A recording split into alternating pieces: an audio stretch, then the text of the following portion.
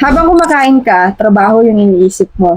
Habang nagtatrabaho ka, iniisip mo na kagad yung weekend. Tapos pag nasa bakasyon ka, iniisip mo naman yung naiwan mong trabaho.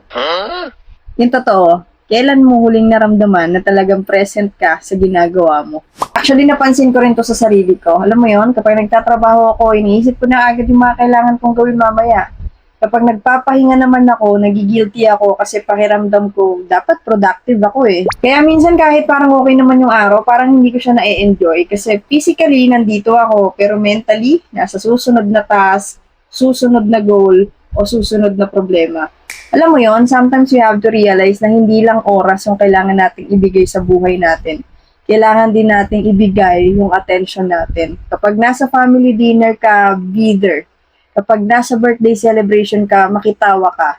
Kapag may coffee catch-up kayo ng kaibigan mo, makinig ka. Kapag nanonood ka ng sunset, hayaan mo lang yung sarili mong namnamin yung moment. Don't just spend your time, live it.